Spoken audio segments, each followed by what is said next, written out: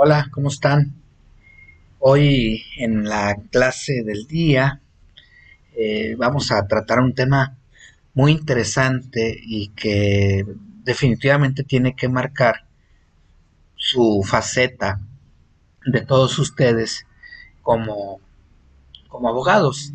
Y este tema es los principios de derecho.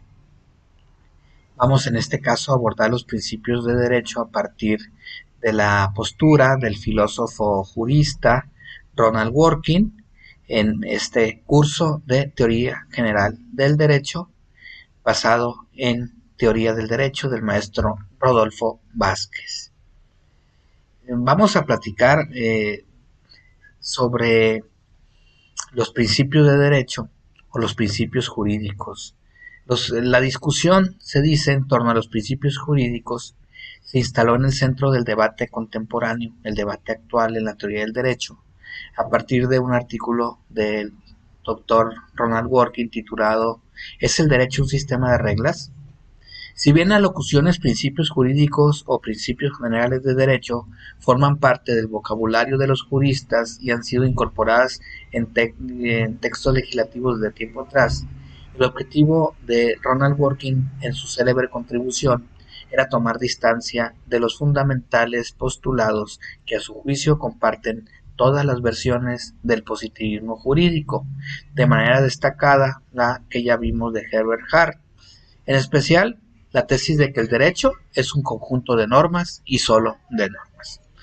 Dworkin no está de acuerdo en que el derecho es un conjunto de normas y solo de normas. Por eso él dice que también están los principios de derecho.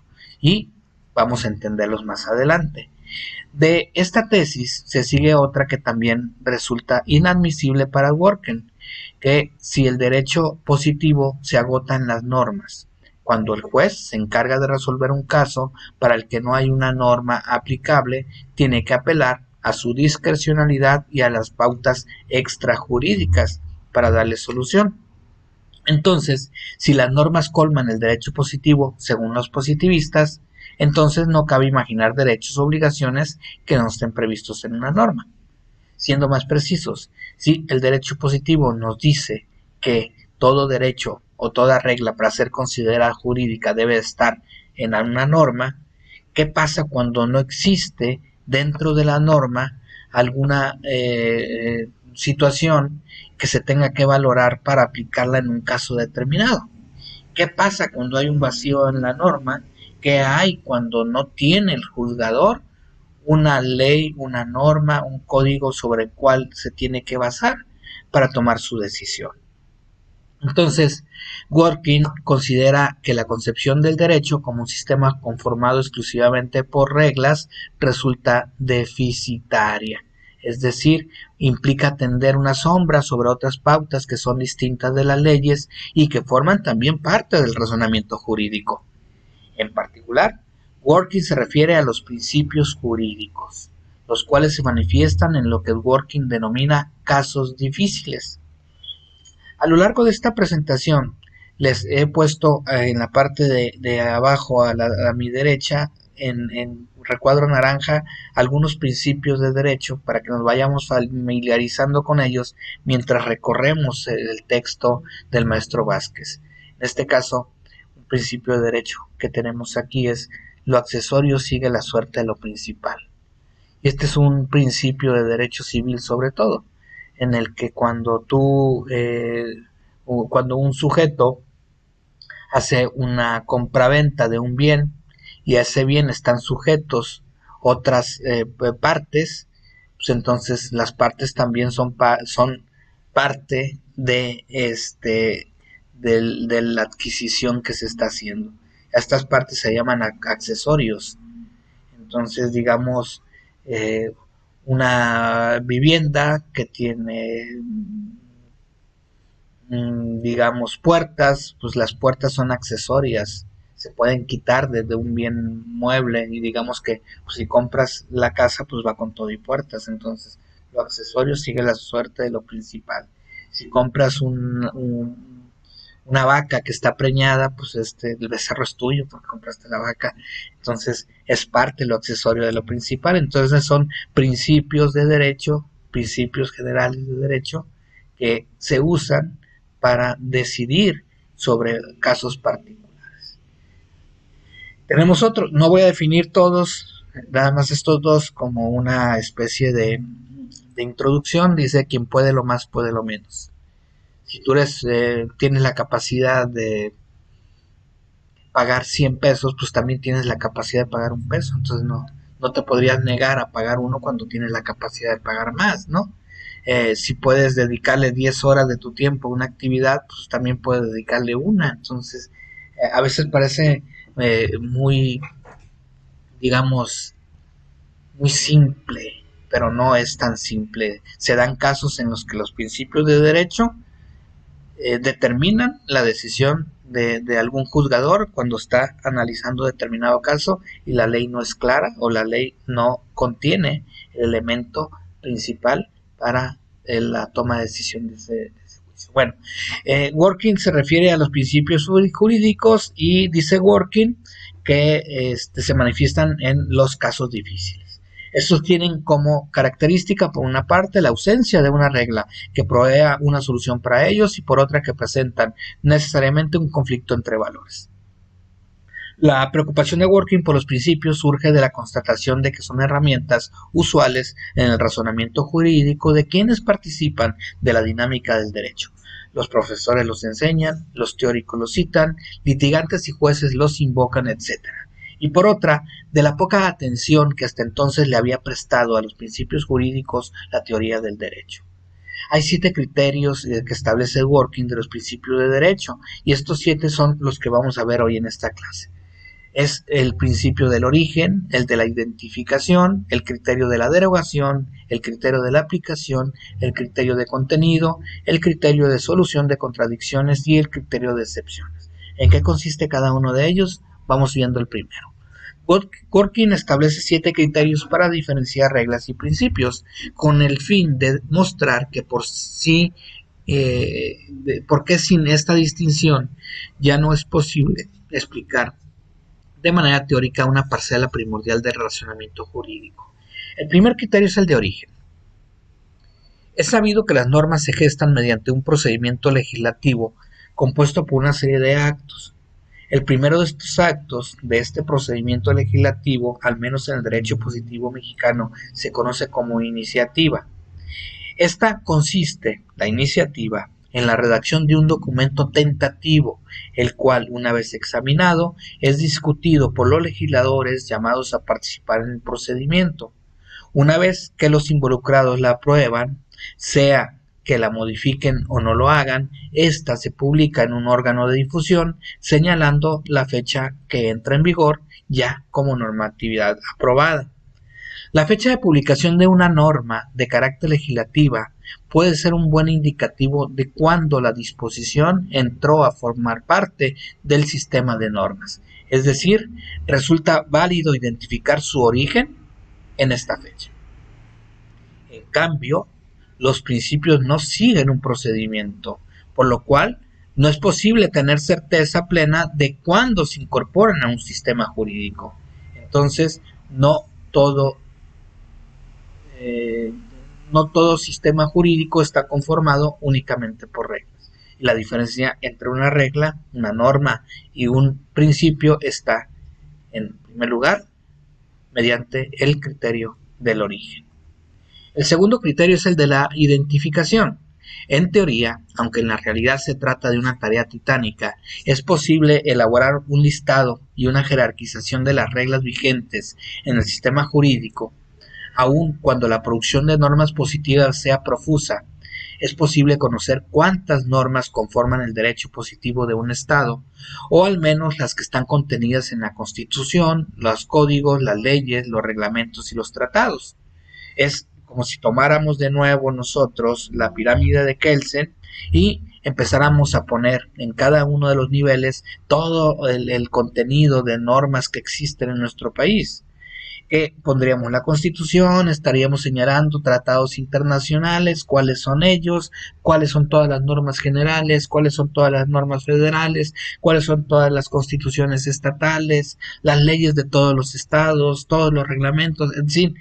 estaríamos haciendo una gran pirámide de instrumentos normativos que podríamos hacer una jerarquización y una sistematización con todas ellas. En cambio, tratándose de los principios, no es posible elaborar un listado de estas características, ni siquiera renunciando a la pretensión de hacer una lista exhaustiva, pues los principios no son identificables ni jerarquizables como las normas. Los principios, en cambio, son inconmensurables, en el sentido de que no sabemos cuántos hay, lo cual imposibilita listarlos de manera completa. Podríamos hacer intentos de listarlos, y por ende tampoco pueden establecerse relaciones jerárquicas entre uno y ello. Entonces, nosotros vamos a tratar de identificar los más posibles, y les preparé un listado que encontré en internet que se los pongo al final de esta presentación. Aunque no es posible decir que son todos, ¿sí?, o que son los más importantes, sino que cada uno de ellos va a servir en un caso determinado para la toma de decisiones, o incluso puede darse el derecho que un juzgador invoque un principio y otro invoque otro principio. Bien, mientras que las relaciones jerárquicas de las reglas entre sí nos permiten predicar a priori la superioridad o inferioridad de una norma con respecto de otra, como ocurre por ejemplo con la superioridad de una ley sobre un reglamento, en el caso de los principios no existe una relación jerárquica a priori, sino que la determinación de que un principio sea superior o inferior a otro se efectúa a la luz de los casos concretos. Cuando un caso se presenta ante un juzgado con el fin de que éste determine cuál es el derecho aplicable para dirimir las pretensiones en litigio, el juzgador pondera la posibilidad de aplicar un principio u otro para dar solución a la controversia. Aquel principio del que se vale el juzgador para resolver el caso de que se presenta supera al principio que decidió no aplicar, pero tan solo en ese caso concreto. Las relaciones de superioridad o inferioridad no son absolutas, ya que puede ocurrir que un principio supera a otro en un caso concreto, sea derrotado en otra ocasión posterior. A mí, en lo personal, me viene a la mente, sin conocer mucho del tema, y ustedes están mucho más familiarizados, los llamados Pokémones, ¿sí?, en la que son, lo poco que puedo entender, diversos tipos de monstruitos que no puedes decir cuál es mejor que el otro, sino de acuerdo a la circunstancia, pues uno puede vencer al otro, y en otra circunstancia el otro lo puede vencer. Entonces, así como podrían ustedes entender los Pokémones, así funcionan los principios de derecho. Entonces, para cada caso hay uno especial que se puede utilizar que ayude a diferenciar o a determinar una decisión judicial, ¿no? El tercer criterio es el de la derogación, que en alguna medida se deriva del de identificación. Se dice que una norma se deroga cuando pierde su validez, es decir, cuando deja de ser obligatoria.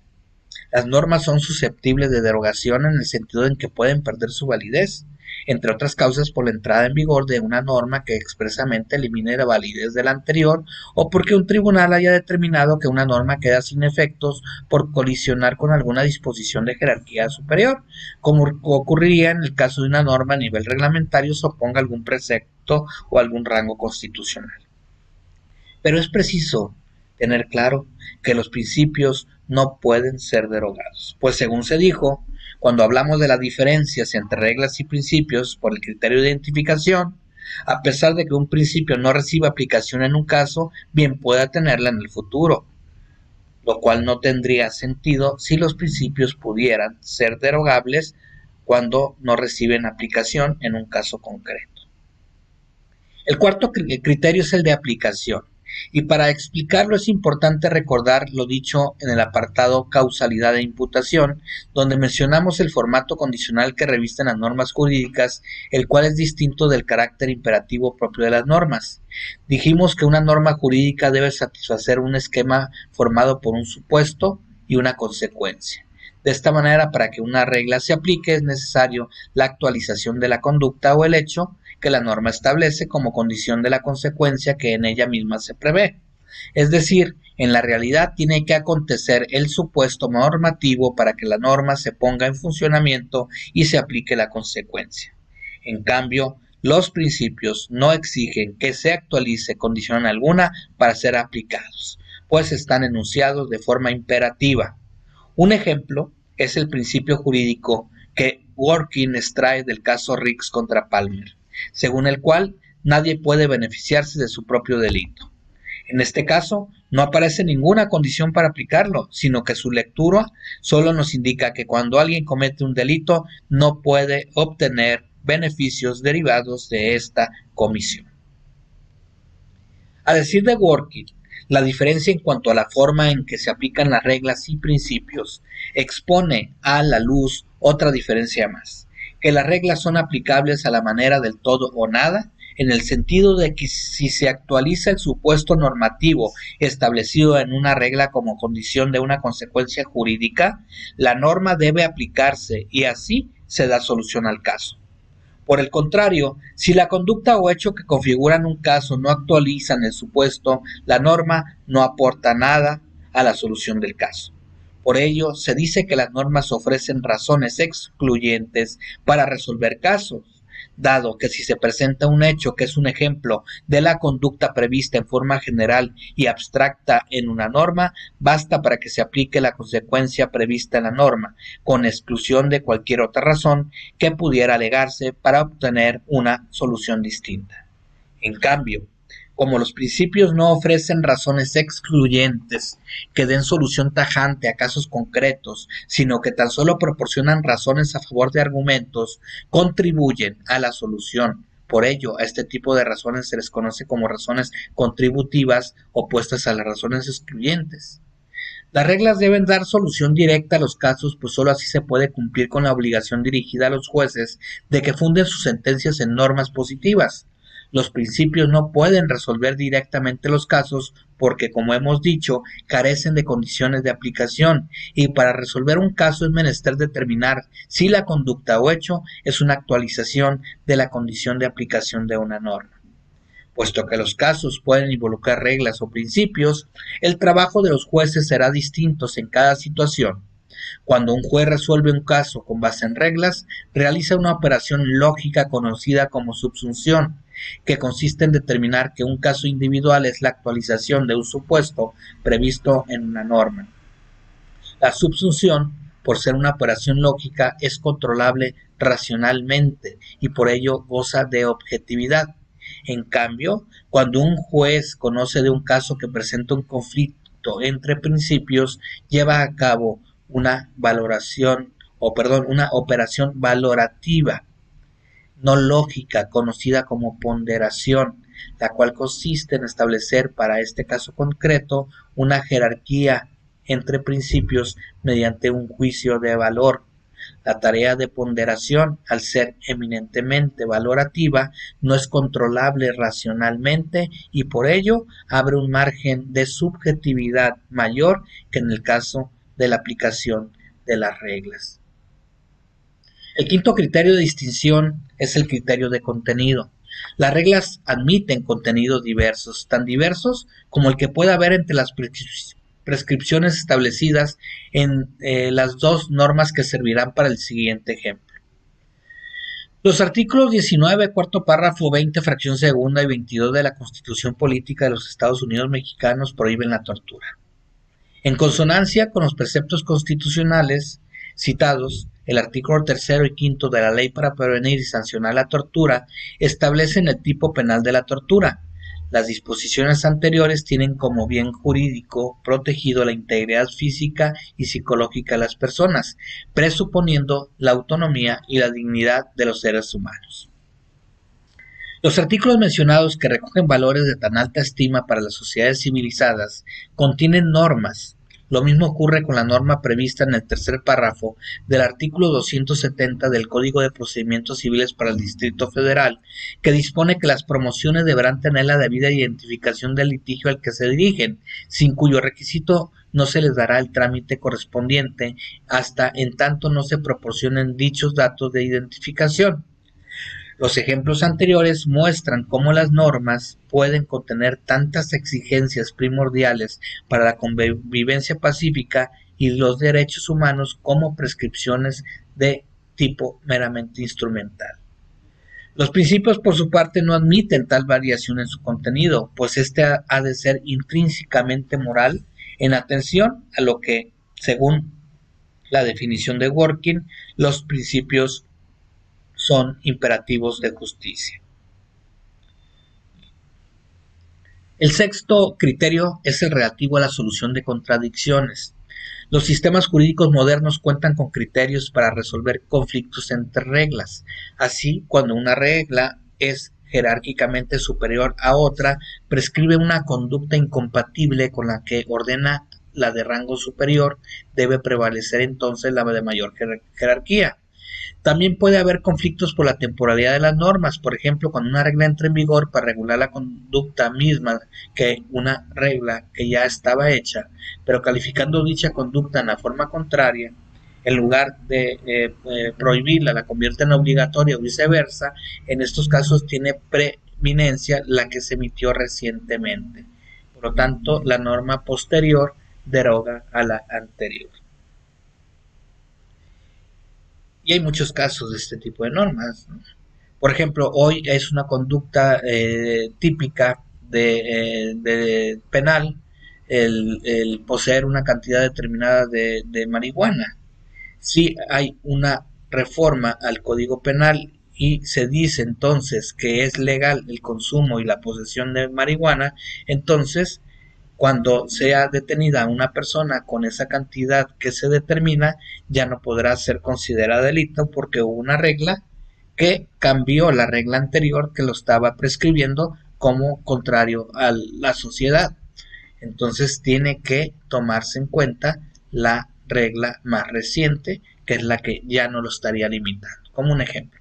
Pero resulta que los problemas entre normas no solo pueden tener solución a la luz de la jerarquía o la temporalidad, sino también haciendo un examen del grado de especialidad o de generalidad según la perspectiva que se elija.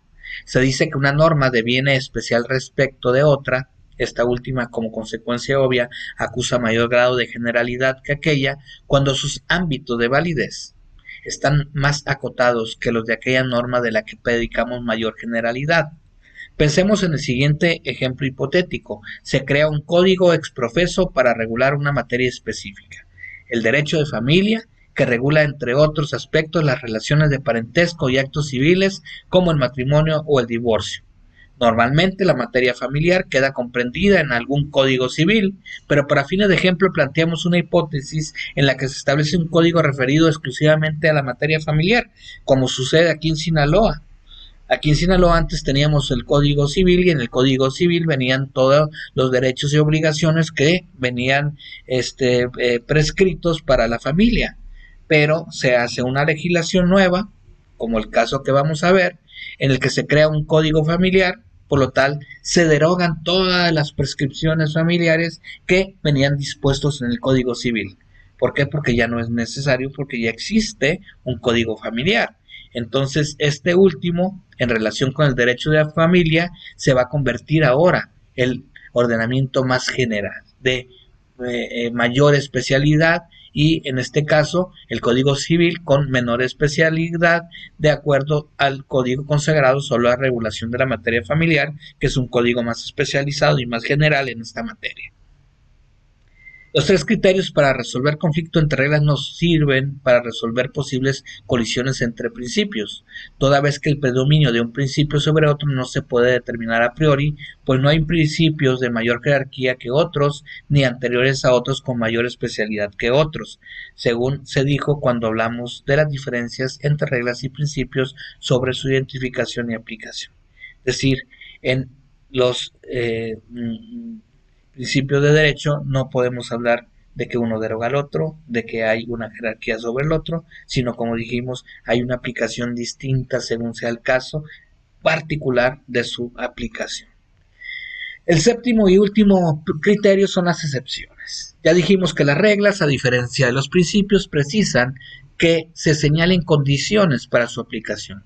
Esto es, una norma se puede aplicar solo cuando se actualizan sus condiciones de aplicación y no se actualiza ninguna excepción. A modo de ejemplo, la aplicación de la sanción correspondiente al delito de homicidio procede cuando se haya probado que una persona privó de la vida a otra y se ha demostrado la plena responsabilidad del autor, pero también debe acreditarse que no se actualice una excepción, como podría ser la legítima defensa. Cuando el Dworkin describe las pautas con base en las cuales el derecho cumple con su función de orientar conductas, sitúa los principios junto a las reglas en la descripción de las pautas, lo cual redunda en una concepción revolucionaria del derecho. Ocurre así porque si se considera que los principios forman parte del derecho positivo y no que están fuera de éste, se asume que el material regulativo de que dispone el derecho no se reduce exclusivamente a las normas. Dicho de otro modo, que los principios no sean reglas no quiere decir que no operen en el razonamiento jurídico o, en palabras de Dworkin, que los peces no sean mamíferos no quiere decir que sean vegetales. A partir de la exposición finalmente de dos casos, Rix contra Palmer y Henningsen contra Bloomfield Motors, Dworkin concluye que el derecho no es un sistema compuesto solo por reglas, sino que contiene también principios. A su juicio, con esta afirmación queda desmentido el dogma del positivismo, según el cual el derecho es un sistema compuesto por reglas y solo por reglas. Segundo, además, en opinión de Dworkin, la inclusión de los principios dentro del concepto de derecho destierra de una vez y para siempre la idea de que en ausencia de regla aplicable a un caso, la apelación a la discrecionalidad judicial es la única posibilidad que existe para que los jueces cumplan con la obligación de resolver los casos de los que tienen conocimiento. Espero que hayamos podido entender diferencias de principios y leyes, y a continuación voy a ponerles en la presentación una serie de más de 100 principios que encontré y que podemos ir analizando uno por uno y podemos ir dándoles significados. Las palabras deben entenderse de la materia de que se trata, el primero en tiempo es primero en derecho, la sentencia solo obliga a las partes, el poseedor se presume propietario, el que afirma está obligado a probar, las leyes nuevas deben respetar los derechos adquiridos, el abogado solo debe alegar razones y no denuestos, el argumento que se toma del absurdo no es válido en el derecho, la ley es dura pero es la ley, no se debe cumplir la palabra al que se niega a cumplir la suya, es vana la acción de un acreedor si la excluye la pobreza del deudor, a nadie debe favorecer su fraude o dolo, en fin, hemos listado 121 principios generales que podemos ya al estarlos leyendo y analizando que en alguna circunstancia pueden llenar ese vacío que la norma no lo contempla. Esta es la importancia de los principios de derecho y que pueden ser y deben de ser usados en todo momento por los litigantes, por los teóricos, por los catedráticos y por todo aquel que se interesa por conocer de una manera muy clara lo que es el derecho. Hasta aquí la presentación. Muchas gracias a todos por su atención.